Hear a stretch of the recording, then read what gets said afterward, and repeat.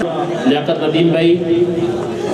حاجی عمران صاحب، آصف عمران، رشید کامران صاحب.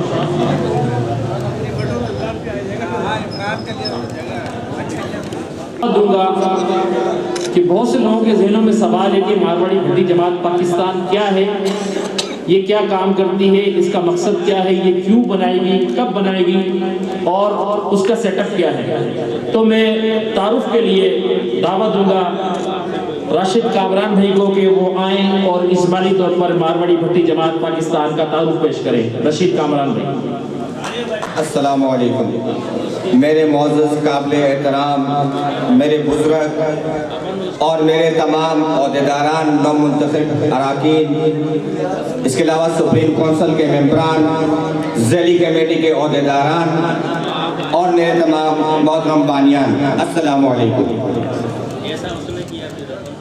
دوستو، آج کچھ تاریخ کے وقت الٹانا چاہتا ہوں آپ دوستوں کے سامنے. اس قابل تو نہیں ہے، مگر میری یہ کوشش رہے گی کہ میں اپنے نوجوان نسل کو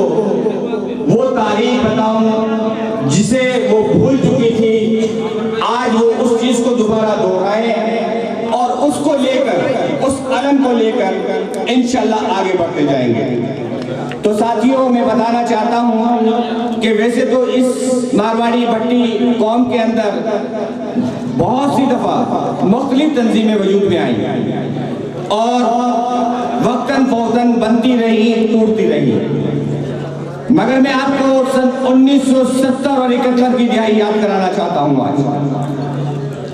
یہ اس وقت کا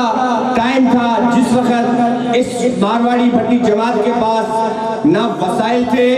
نہ ٹیلنٹ تھا اور نہ ہی کوئی اتنی مہارت تھی. اس وقت ہماری قوم میں 3 ایسے اشخاص جن میں ایک کی پرچی تو میرے پاس آئی ہوئی ہے، کسی وجہ سے ان کی طبیعت خراب تھی، وہ نہیں آ سکے، وہ بھی ان کا خط بھی میں آپ لوگوں کو سناؤں گا. ان 3 شخصیات کا میں تعارف کرانا چاہتا ہوں کہ خدا کی قدرت ایسی تھی کہ وہ 3 اشخاص اس قوم کے، جن کے دل میں یہ درد جاگا کہ میری مارواڑی بھٹی قوم جو ہے وہ بے سہارا، بے آبرو نہ رہے، زندگی شعبہ حاجات کے ہر میدان کے اندر اپنا نام روشن کرے اور کسی کے محتاج نہ رہے. تو انہوں نے 71 کی دہائی میں یہ ایک چھوٹا سا انقلاب لایا جس کے اندر وہ 3 شخصیتیں، تینوں کی تینوں اپاش تھی. میں ان 3 شخصوں کا ذکر کروں گا آج جنہوں نے اس شمع کو روشن کیا تھا. آج ان کی مرہونی منت ہم آج جو کھڑے ہوئے، یہ انہی کی بدولت، انہی کی قربانیاں، انہی کے دیے ہوئے سبق ہیں جن میں پہلا نام آتا ہے غازی مدینہ. استقبال کریں ان کا، خراج تحسین پیش کریں.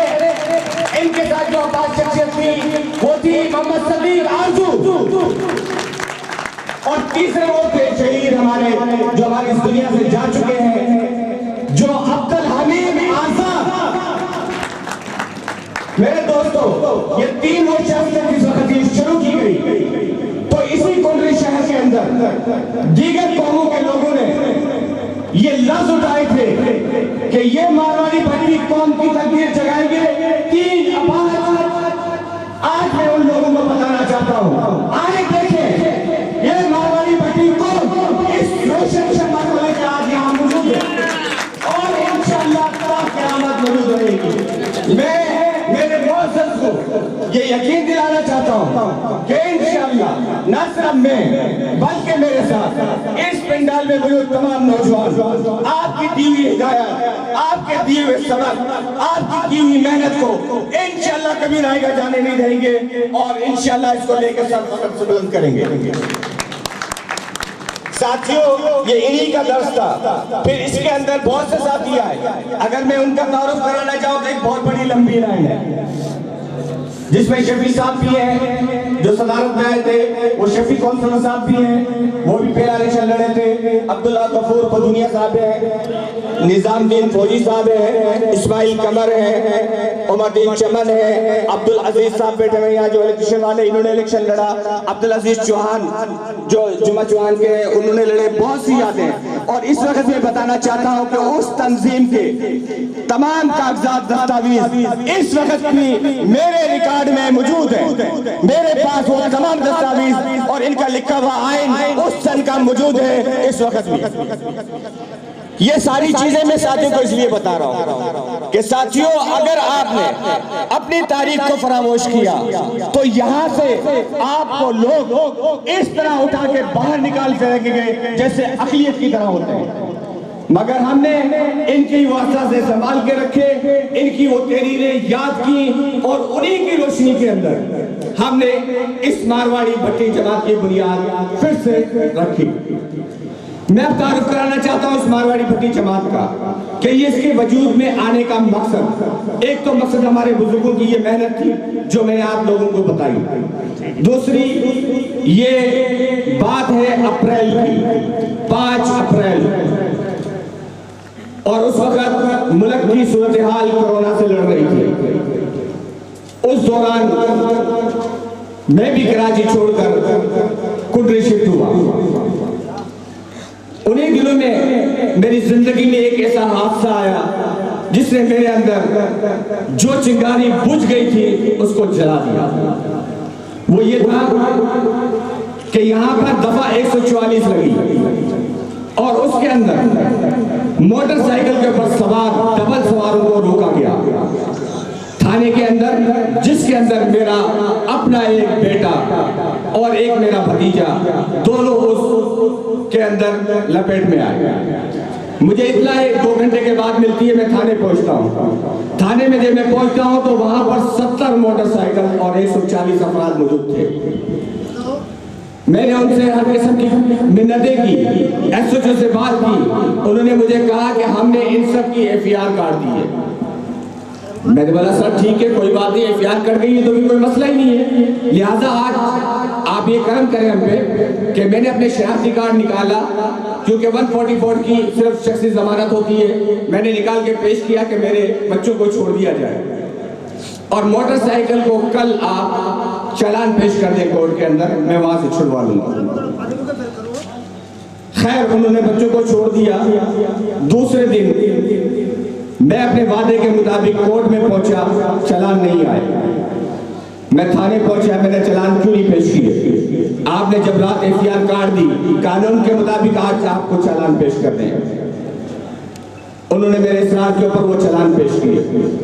جب چالان لے کے فائل لے کے موبائل کورٹ میں پہنچی سیول میں, تو میں نے وہاں پوچھا کہ بھائی ذرا اس فائل کے اندر دیکھیں کتنی FIR ہے. دوستو میں بہت ہی دکھ سے کہہ رہا ہوں آج کہ اس فائل کے اندر صرف 7 FIR موجود تھی. وہ جو 70 لوگ میری آنکھ نے دیکھے تھے ان میں سے کوئی شخص کی FIR موجود نہیں تھی. میں نے FIR کو چیک کیا اور اس میں بد قسمتی سے 6 مارواڑی, ایک گولی اور بھیل, ایک پٹھان اور ایک صرف آرنگ. مجھے بہت شدید جھٹکا لگا کہ میں رات بھر ان کی منتیں کرتا رہا, خدا را اگر ایسا ہے تو اگر چھوڑنا ہے تو سب کو چھوڑ دیتے, یہ ظلم کیوں؟ یہاں تک کہ میں نے اس وقت کے چیئرمین سے بھی بات کی, انہوں نے بھی مجھے یقین دلایا کہ میں آپ کو یقین دلاتا ہوں کہ تمام FIR کٹ گئی ہے. مگر جب میں نے یہ کورٹ میں دیکھا مجھے شدید جھٹکا پہنچا. کیا اتنی بڑی قوم ہونے کے باوجود, اس سٹی کنڈری کی سب سے بڑی قوم ہونے کے باوجود آج ہمارا عشر یہ ہے کہ ہم ایک بچے کو 144 میں چھڑانے کے لیے ان وڈیروں کے قدموں میں گریں گے؟ خدا کی قسم میرا دن وہ بہت مشکل ہو گیا. میرے جیسے کیسے وہ اپنی بائک وہاں سے چھڑائی, اسی رات एक पेज बना हुआ था जहां कुछ मारवाड़ी नौजवान उस पेज पे उसके ऊपर व्हाट्सएप के ऊपर बातें किया करते थे आपस में। मैंने फौरन उसको ऑन किया और उसने अपनी दर्द की आवाज बताई कि मेरे लोगों जागो, तुम्हारा ये हाल हो गया, लोग तुम्हारी नस्ल को गुलाम बना लेंगे, खुदा का वक्त आ गया है, उठो। और यकीन जाने मुझे इतनी खुशी हुई कि मेरी इस एक आवाज वॉइस जाने के बाद लोगों का तांता बन गया। मेरे एहसास कमतरी और महरूमी जो महसूस की कि मेरे नौजवान बिल बिलाते हुए मेरी आवाज के साथ शामिल हुए और उन्होंने मेरे साथ 90 के दशक कहा कि वाकई हमारा ये हाल हो गया है और हम आज इस हाल में आ गए हैं। हमें इस वक्त की जरूरत है कि कोई ना कोई ऐसा प्लेटफॉर्म शुरू किया जाए जहां से हमारी ये कौम दोबारा परवान चढ़ सके। तो दोस्तों, मैं ज्यादा वक्त नहीं लूंगा, कहने का मकसद ये है कि हमने कुछ दोस्तों के साथ मिलकर, जिसमें तमाम दोस्त जानते हैं हमारे कि लियाकत नदीम किसी तारुफ के मोहताज नहीं है, पहले भी कई तंजूमी में साथ रहे, इनसे मशावरत की और इन्होंने फिर कहा कि हम दो कुछ नहीं करेंगे और साथियों को मिलाया जाए। लिहाजा हमने उस वक्त सारी नजर दौड़ाने के बाद हमें नजर पड़ी इमरान जियाउर रहमान पर, जिनके बारे में मालूम हुआ कि मुस्ता के अंदर ये काफी भलाई काम करते रहते हैं। हम फौरन इनके पास पहुंचे, उनके जमीन के ऊपर, और इनसे तमाम चीजों का तबादला ख्याल किया। इन्होंने कहा कि मैं कौम के इस काम के लिए अपने आप को पेश करता हूं।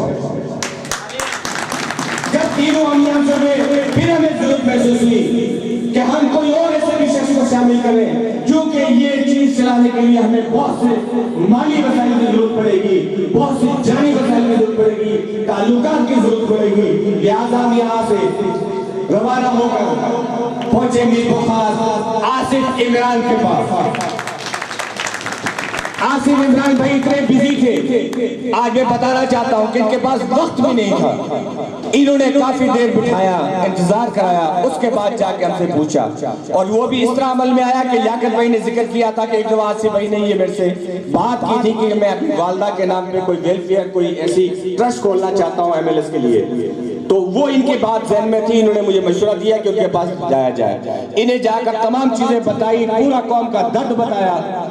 यकीन माने इन्होंने फौरन वेलकम करते हुए कहा कि मैं इस मिशन में आपके साथ हूं। तो इस तरह ये चार लोगों ने सबसे पहले इसकी बुनियाद रखी, और रखने के बाद फिर इसके बाद मैं अपने उन तमाम दोस्तों को भूलना नहीं चाहता जो शुरू से इसके अंदर चलते आए हैं, जिसके अंदर कोडवे के अंदर हमारे साथ अमजद बामन, हालांकि वो एतबार के लिहाज से, माली वसाइल के लिहाज से कुछ नहीं है, मगर मैं उनके जज्बे को आज सलाम पेश करता हूं कि उन्होंने अपने आप को मेरे हवाले करते हुए कहा कि मैं इस मिशन में आपका साथी हूं। इसके बाद हम जमील वकार, खालिद पेंटर,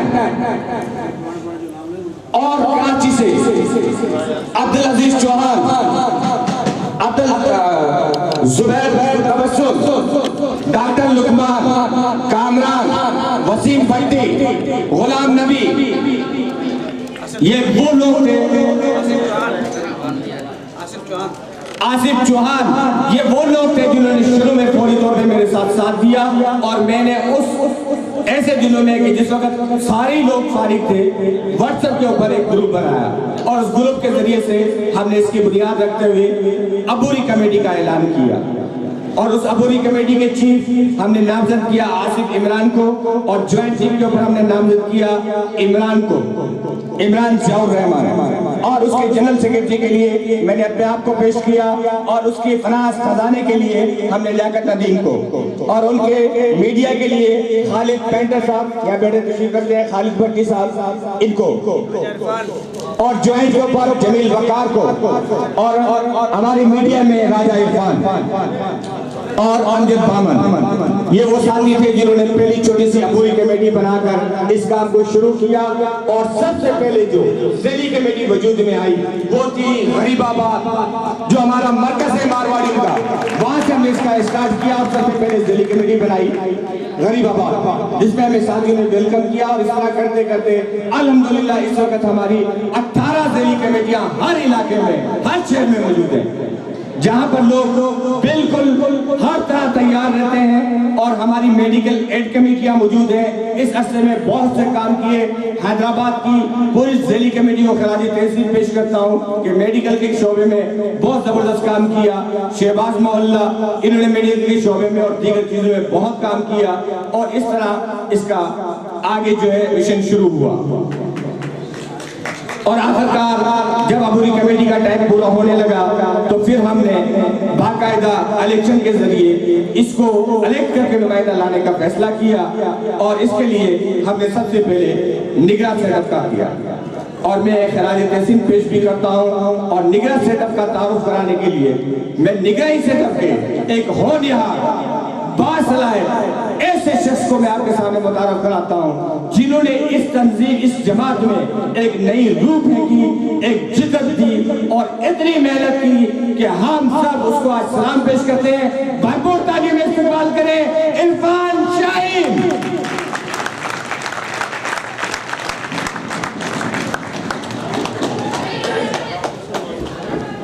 بہت بہت شکریہ رشید کامران صاحب.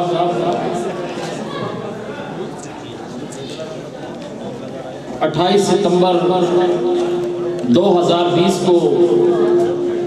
عبوری کمیٹی نے نگراں کمیٹی بنانے کا اعلان کیا اور یہ فیصلہ کیا کہ اب الیکشن کے ذریعے انشاءاللہ نمائندے منتخب کیا جائیں گے. تو 28 ستمبر 2020 سے 17 جنوری آج 2021 111 دن کا یہ طویل سفر تھا اور اس سفر کے اندر جو میرے ساتھی تھے سب سے پہلے میں ان کا تعارف کرواؤں گا. ان کے اندر نگراں چیف راشد ستار بھائی, جوائنٹ چیف حیدرآباد سے رمضان بھائی اور میں عرفان شاہین جنرل سیکریٹری اور امجد بھٹی بھائی جوائنٹ جنرل سیکریٹری اور سر خالد بھٹی بھائی میڈیا سیل انچارج اور ہمارے آفتاب رضا بھائی فنانس سیکریٹری. تو سب سے پہلے اس وقت بھی میں نے اللہ کا شکر ادا کیا تھا اور ابھی بھی اللہ کا شکر ادا کرتا ہوں کہ الحمدللہ جو ہمیں نگراں کے اندر ٹیم ملی تھی, ہم پہلے ایک دوسرے کو جانتے نہیں تھے. میں امجد بھائی سے کبھی نہیں ملا تھا اور اس طرح ٹیم میں اور بھی ساتھی تھے, ہم ایک دوسرے کو جانتے نہیں تھے, لیکن اللہ نے ہمارے ذہن ایسے ملائے اور اتنے بہترین طریقے سے کام ہوا. اور اس کے اندر میں آپ سب کی بھرپور تعلیم کے اندر راشد ستار بھائی کو سلام پیش کرتا ہوں, خراج تحسین پیش کرتا ہوں کہ اس جماعت کے لیے انہوں نے جو قربانیاں دی اور حتیٰ کہ اپنے گھر کو ہمارے لیے خالی کر دیا کہ یہاں پر بیٹھے اور تقریباً ہم پورا مہینہ صبح سے لے کر شام تک ان کے گھر پر کام کرتے رہتے تھے, ڈیٹا بناتے رہتے تھے, دیگر کام کرتے تھے. اور اس کے ساتھ جو ہمارے ساتھی ہیں حیدرآباد کے رمضان بھائی اور ہمارے کراچی کے ساتھی جو ہماری اسپیشل دعوت پر آج تشریف لائے ہیں آفتاب رضا بھائی, یہ بھی ہم سے مسلسل رابطے میں رہتے تھے. تو سب سے پہلے میں آپ کو یہ ساری سٹوری بتانے کا کیا فائدہ ہے کہ آپ سب کو معلوم ہو کہ جماعت شروع کیسے ہوئی ہے اور یہاں تک کیسے پہنچی آج. تو ہمیں جو جماعت دی گئی تھی وہ جماعت ایک واٹس ایپ گروپ کے صورت میں تھی اور پہلے 5 دن اس گروپ کو دیکھ دیکھ کے ہم پریشان تھے کہ کرنا کیا ہے اس کا. اور اس کے بعد پھر ہم نے ایک بڑا معروف کانٹے کا نشان متعارف کرایا لال رنگ کا کہ اب جو اس گروپ کے اندر رولز کی خلاف ورزی کرے گا اسے نشان دیا جائے گا. ہم نے اس میں تھوڑی سی سختی کی اور کافی لوگوں کو ہم سے شکایت بھی ہے. تو بھائی جس کو کانٹے کا نشان ملا ہے اس سے میں معذرت کرتا ہوں دل سے, لیکن یہ چیز صرف اور صرف آپ کو منظم بنانے کے لیے, ڈسپلن بنانے کے لیے تھی بس. اور اس کے بعد ہم نے ممبر سازی شروع کی. تو ہمیں پوری کمیٹی نے کہا تھا کہ آپ نے ممبر سازی کرنی ہے, فارم بھرنے, فارم فل کرنے اور اس کے بعد آپ نے فوری طور پہ الیکشن کروانے. اور اس کے لیے ہمیں شاید 60 دن دیے گئے تھے کہ آپ نے اتنے دنوں میں الیکشن کروانے، مگر کام انتہائی زیادہ تھا، تو ہم نے جس طرح ممبر سازی کے فارم فل کرنا شروع کیے، اور اس کے اندر میں بلا کسی مبالغے کے تمام ذیلی کمیٹیوں کا انتہائی ممنون اور مشکور ہوں کہ انہوں نے ممبرشپ کے اندر بھرپور تعاون کیا ہمارے ساتھ۔ جتنی بھی ہماری ذیلی کمیٹیاں ہیں، وہ کنڈلی کی ہیں، کراچی کی ہیں، نوکوٹ کی ہے، حسن ہند کی ہے، حیدرآباد کی ہے، تمام کمیٹیوں نے ہمارے ساتھ بھرپور تعاون کیا۔ اور اس کے بعد ممبر سازی کے فوری بعد ہم نے یہ خود سوچا کہ ممبرشپ کارڈ ہونا چاہیے بندے کا، اور ممبرشپ کارڈ کے اوپر ہم نے QR کوڈ بھی لگایا تاکہ کسی بھی بھائی کا کوئی جعلی کارڈ نہ بن سکے۔ بہت سے لوگوں نے اعتراضات اٹھائے تھے کہ جعلی کارڈ بنے گے یا جعلی کارڈ بنیں گے۔ ہم نے اس وقت بھی چیلنج کیا تھا کوئی ایک بھی بندہ ایک بھی جعلی کارڈ ہمیں بنا کے دکھا دے بس۔ الحمدللہ ہم نے ایسی سیکورٹی لگائی تھی، اس کے اندر اس طرح کا سسٹم بنایا تھا کہ ایک بھی جعلی کارڈ ہمیں پورے الیکشن کے اندر کوئی ثابت نہیں کر سکا۔ اور اس کے بعد ہم نے جتنے بھی ہمارے جماعت کے ساتھی تھے ان کی ووٹر لسٹیں تیار کی، ممبرشپ کی لسٹیں تیار کی، اور جیسے ہی ہمارے ممبرشپ کے کارڈ تیار ہوئے تو نگراں کمیٹی نے خود جا کر ذیلی کمیٹی کے اندر کارڈوں کی تقسیم کی، اور اس کے بعد ہم نے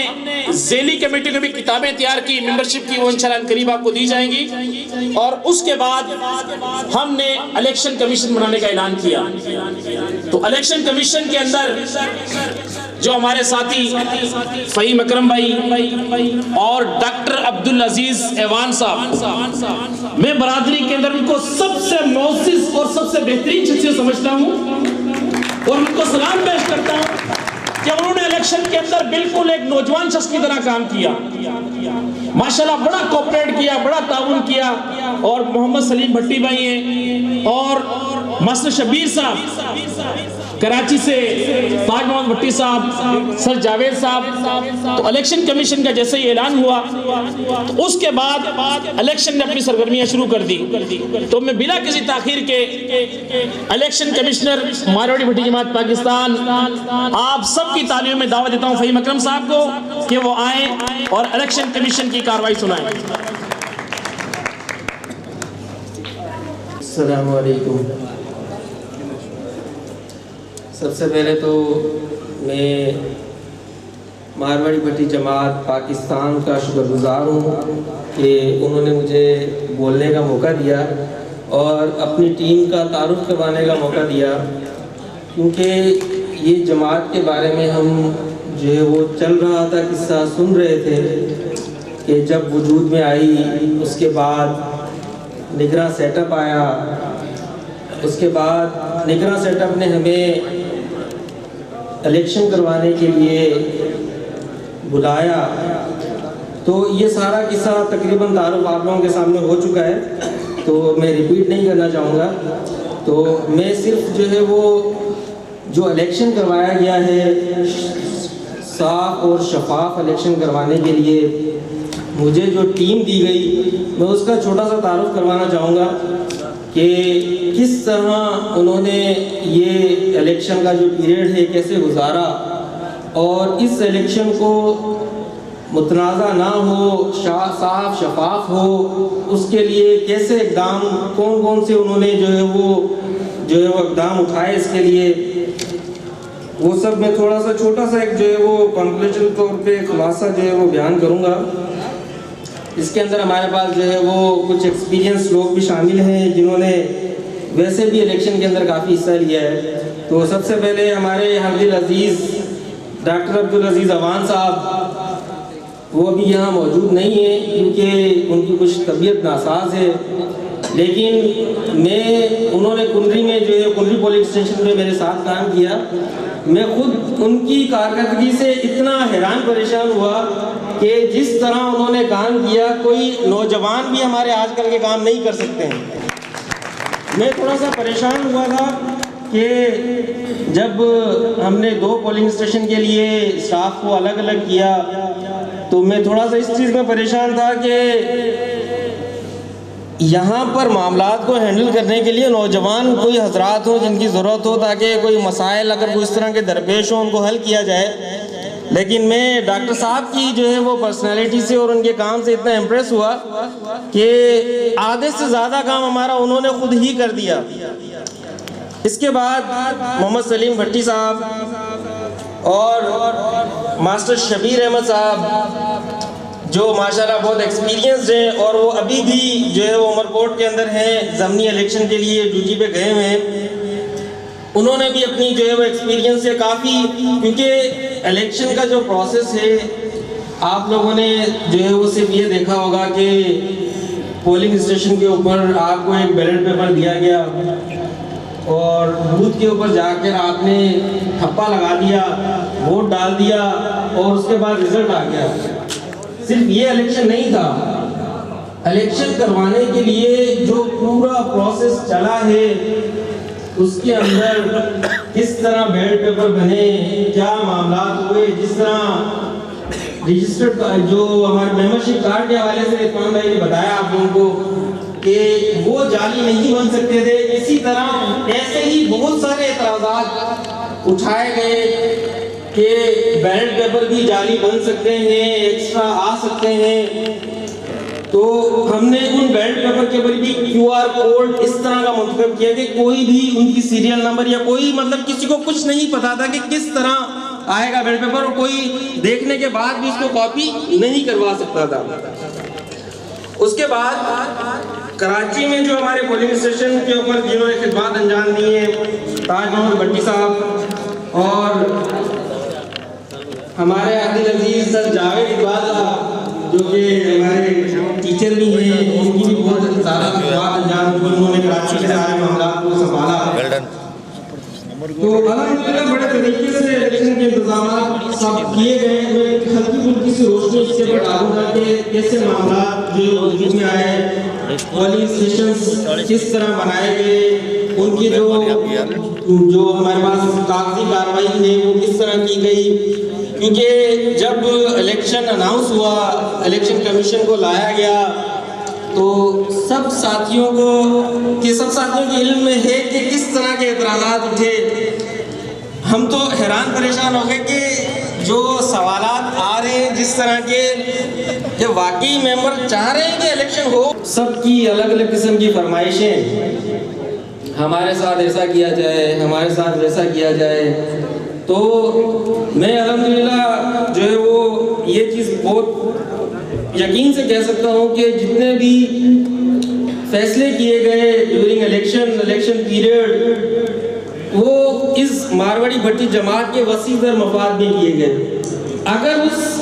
ڈیوریشن کے اندر کسی بھائی کی دل آزاری ہوئی ہو تو میں دلی طور پہ معذرت چاہتا ہوں, کیونکہ اس میں ہمارا پرسنلی کوئی مفاد نہیں تھا. اس میں صرف اور صرف اس جماعت کی بہتری کے لیے جو کیا جا سکتا ہے, کیونکہ ہمیں صرف یہ بتایا گیا تھا کہ آپ نے صاف شفاف الیکشن کروانے ہیں, اور ہمیں الیکشن کی وجوہات بتائی گئی تھی کہ الیکشن کیوں ہو رہا ہے. کیونکہ الیکشن ہمیشہ آپ سب جانتے ہیں کہ کسی سیاسی جماعت کا ہوتا ہے, کسی ویلفیئر جماعت کا الیکشن نہیں ہوتا. تو یہ ہمیں یہ بتایا گیا کہ اس جماعت کے لیے جتنے لوگ پرعزم ہیں, اتنا جذبہ ہے, ہر کوئی بندہ آگے آ کے کام کرنا چاہ رہا ہے. اور اگر سب کے سب اس طرح جذبہ رکھتے ہیں اور وہ سب کے سب فیصلے کرنے والے ہوں گے تو جماعت کو مستحکم طریقے سے نہیں چلایا جا سکتا. تو اسی کو مد نظر رکھتے ہوئے الیکشن اس طرح کروائے جائیں کہ ایک ایسی کمیٹی جو ہے وہ منتخب ہو جو اس کے فیصلے کرے. ٹھیک ہو گیا. تو اس کے علاوہ میں آپ کو یہ بتاتا چلوں کہ پولنگ اسٹیشن کے بیلٹ پیپر کے حوالے سے جیسے کہ میں آپ کو بتا چکا ہوں کہ ہم نے اس طرح کی سیکیورٹیز اس میں رکھی, اور پولنگ اسٹیشن کے اوپر ہم نے کیمراز بھی انسٹال کروائے تاکہ جتنی دیر پولنگ چلتی رہے وہ سب ایک ویڈیو کی شکل میں ریکارڈ ہوتی رہے, تاکہ اگر کسی ساتھی کو کبھی کوئی مسئلہ ہو یا کوئی امیدوار یہ اعتراض کرے کہ اس پولنگ اسٹیشن پہ یہ مسئلہ ہے یا وہ مسئلہ ہے یا جو ہے وہ صحیح نہیں ہو رہا, کچھ بھی معاملات ہیں, تو ہم آج بھی جو ہے وہ اس چیز کے اوپر ہیں کہ کوئی بھی اعتراض اٹھا سکتا ہے, ہم اس کو جو ہے وہ ساری چیزیں کھول کے دکھا سکتے ہیں. پولنگ اسٹیشن اس 15 مہینے کی مدت کے اندر کوئی بھی امیدوار اگر یہ اعتراض کرتا ہے کہ ہمیں یہ پولنگ اسٹیشن کھلوانا ہے، یہ رزلٹ کھلوانا ہے، تو وہ کھول دیا جائے گا ان کے سامنے، دوبارہ سے ریکاؤنٹنگ جو بھی وہ چاہ رہے پروسیس ہو جائے گا، پورا ریکارڈ اویلیبل ہے الحمدللہ۔ اس کے علاوہ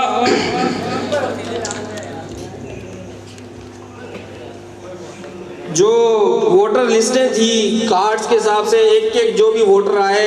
ان کو ویریفائی کیا گیا، ایجنٹ موجود تھے ہر امیدوار کے، جس طرح ہر پولنگ اسٹیشن کے اندر سب کچھ ہوتا ہے۔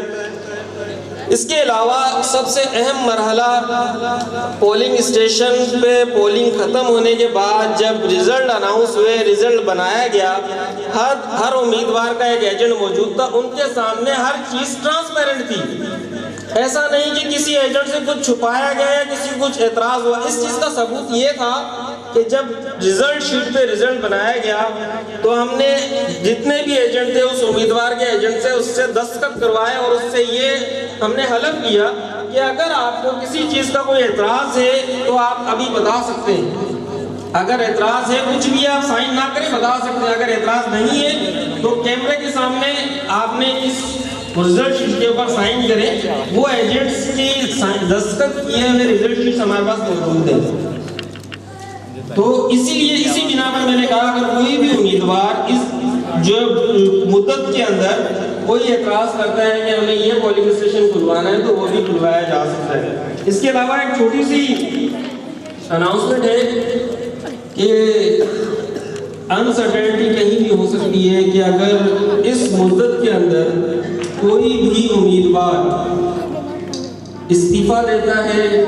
کسی وجہ سے سیٹ چھوڑتا ہے یا خدا نہ خواستہ وفات ہو جاتی ہے، کوئی انسرٹینٹی ہو سکتی ہے، تو اس کے جو ہے وہ بنا پر جو ہمارے پاس کابینہ موجود ہے، 9 ممبروں کی کابینہ ہے، وہ خود ہی وہ امیدوار سلیکٹ کریں گی۔ ویسے اصولاً ہوتا ایسا نہیں ہے، لیکن ہمارے پاس جو ہے وہ ہم نے ظاہر سی بات ہے کوئی سیاسی جماعت نہیں ہے، نہ کوئی سی ملک کا الیکشن ہو رہا ہے، یہ ہمارے پاس ایک ویلفیئر جماعت ہے، ہوگا اس کے اوپر۔ بس میں ایک چھوٹے سے شعر سے اپنی بات چیت ختم کروں گا، یاد آ گیا مجھے۔ عزم اپنا ہے آئینی، خون اپنا ہے آتشی، عزم اپنا ہے آئینی، خون اپنا ہے آتشی، نو کے خنجر سے لکھ دیں گے ہم قوم کی تقدیر۔ تو میں امید کرتا ہوں کہ اس شعر کا مطلب تقریباً سب سمجھ گئے، کوئی بہت زیادہ مشکل چیز نہیں ہے۔ تو ایک چھوٹی سی جو ہے وہ میرے دماغ میں ایک بات آ گئی کہ آج ہم آفس کے اندر جو ہے وہ الیکشن کے حوالے سے بیٹھے ہوئے تھے، تو کچھ اسٹیٹس میرے سامنے آئے، تو میری قوم ہے تو میں اس کے اندر تھوڑی سی ایک چیز بتانا چاہ رہا ہوں، اس کو ایکسپلین مزید بعد میں جو ہے وہ آصف بھائی کر دیں گے۔ آج ہم بیٹھے ہوئے تھے، ایک بڑی عجیب سی چیز میرے سامنے آئی، میں خود بھی حیران پریشان ہو گیا کہ ڈیورنگ رواں سال کے اندر یونیورسٹیز کے پری انٹری ٹیسٹ ہوئے، تو اس کے اندر ایک مائنورٹی جو ہے وہ قوم میواڑ کی میں بات کر رہا ہوں کہ بہت اچھا یا بہت اونچی بھی جو ہے وہ اس طرح کی چیز نہیں ہے، مقام ہم جانتے ہیں کہ ان کی جو ہے وہ معاشرے میں کیا حیثیت ہے سوسائٹی کے اندر، لیکن جب رزلٹس ہمارے سامنے آئے تو میں خود حیران پریشان ہو گیا کہ ڈسٹرکٹ عمر کوٹ اور ڈسٹرکٹ تھرپارکر دونوں ڈسٹرکٹ کو ملا کے تقریباً کم و بیش 50 سے 52 MBBS کے اندر ایڈمیشن ہوئے، صرف میواڑ کمیونٹی کی بات کر رہا ہوں میں، اور اس کے علاوہ 16 سے 17 جو اسٹوڈنٹس ہیں ان کا IBA سکھر اور 35 سے 40 اسٹوڈنٹس کا مہران یونیورسٹی۔ تو یہ اسٹیٹس دیکھ کے ہم خود حیران پریشان ہو گئے کہ وہ قوم ہم اس کی بات کر رہے ہیں کہ جس کے پیر میں جوتی بھی نہیں ہوتی،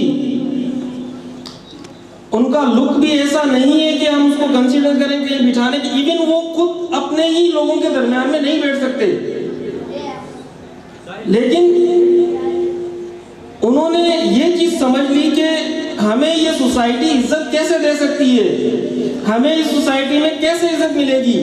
مانگنے سے عزت نہیں ملتی ہے، ہمیں اس سوسائٹی میں عزت ان کو یہ پتا چل گیا تھا کہ تعلیم سے ملنی ہے۔